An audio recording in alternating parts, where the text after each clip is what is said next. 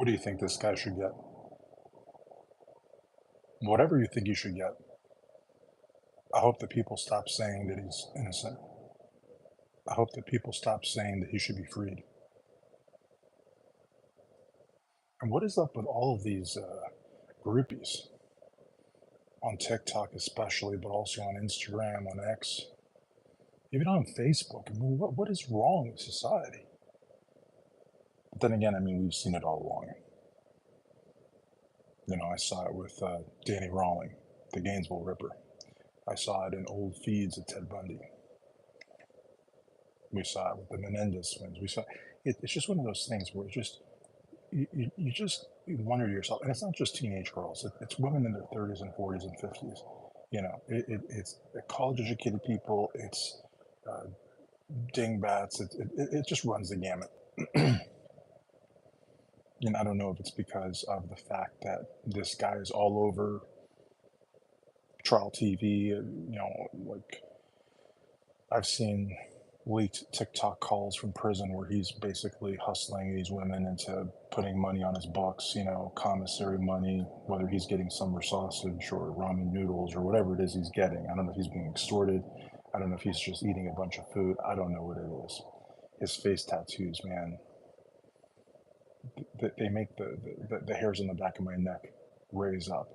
I mean, this guy, you know, we did a lot of coverage on the Darrell Brooks trial. Darrell Brooks is a piece of crap. I mean, just a horrible human being. But, you know, this guy doesn't even pretend to be sad. This guy doesn't cry. This guy doesn't do anything. And those tattoos, it's like you look at those tattoos and it's like he's smiling at you, even though he's not. But I mean, you know, no remorse, you know. And now for the Spencer hearing today, you know, they scanned his brain and there's all these experts, all paid for by tax dollars, may I add. And, you know, I've always been somebody that's been very,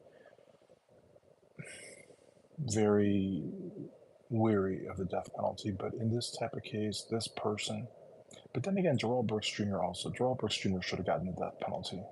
You know, Nicholas Cruz, the guy that walked into Marjorie Stoneman Douglas and killed all those students, he should have gotten it as well. And they didn't get it. You know, they didn't get it, you know. And so to me, it's just one of those things like if this guy gets 2, 3, 4, 5, 10 life sentences, if he has to serve the rest of his life in prison, how old is he? Like 25, 30? He's going to be around for at least a good 40 years, 50 years. What if he outlives the parents of the women that he murdered? What if he outlives the siblings of the women that he murdered?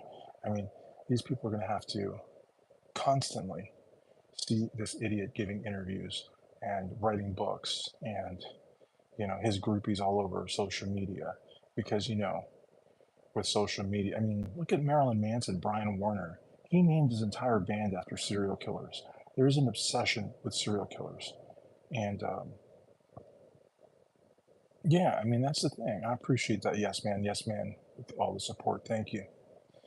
Um, Country Edits, I appreciate it very much. Yes, I do love making videos, Country Edits, and I appreciate your support. But, you know, to me, it's just one of those things here at Sight Sounds Flavors on YouTube, sightsoundsflavors.com. We've covered a lot of weird trials. We've covered Suitcase Sarah. That's another horrible person. We've covered Eric Murdoch. Eric Murdoch was just a horrible human being who killed his wife and son and then tried to act like somebody else had done it and then even tried to make it look like he was actually in danger of getting killed. He set up his own murder just to, you know, take the blame off of himself, to get the spotlight off of himself.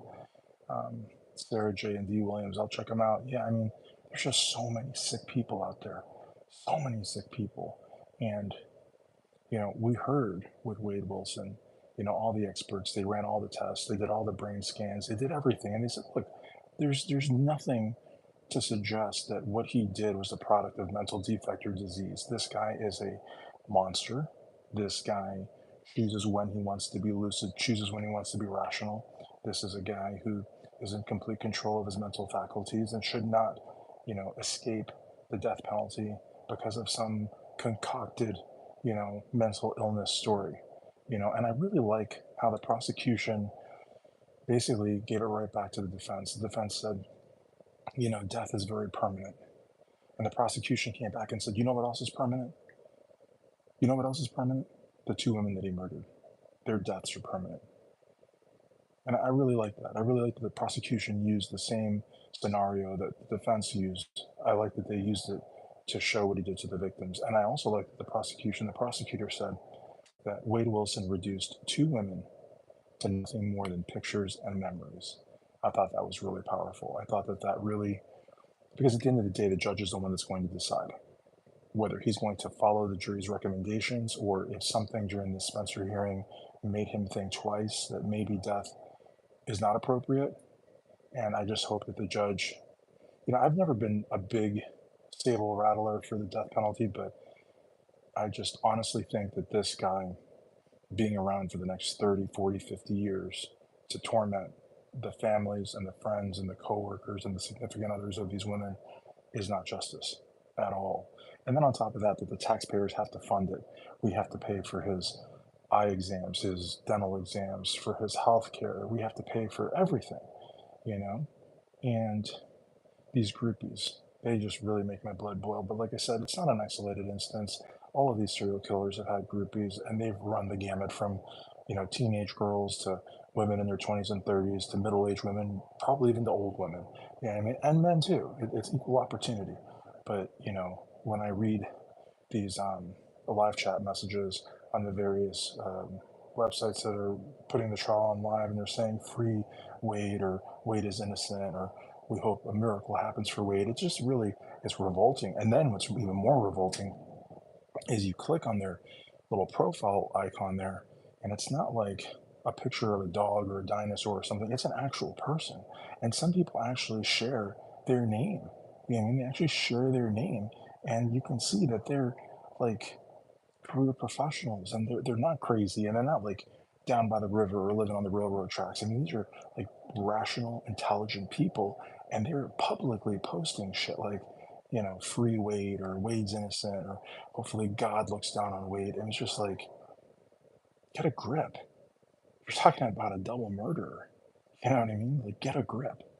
But like I said, there's just something about, the British, they have an obsession with the royals. And in America, I feel like we have an obsession with movie stars and serial killers. I really do. And I think that's why a guy named Brian Warner, now known as Marilyn Manson, started Marilyn Manson and the Spooky Kids, one of the biggest bands of the 1990s. And it just so happens that every member of his band was the fusion in name of a celebrity and a serial killer. Case in point, Marilyn Manson, Marilyn Monroe, Charles Manson. And he just put them together and made his own persona. And now it's one of the most lucrative, successful rock bands of the last 30, 40 years. And they'll probably get inducted into the Rock and Roll Hall of Fame with names like Marilyn Manson, Twiggy Ramirez, Madonna Wayne Gacy, Ginger Fish, Sarah Lee Lucas. I mean, it's sad.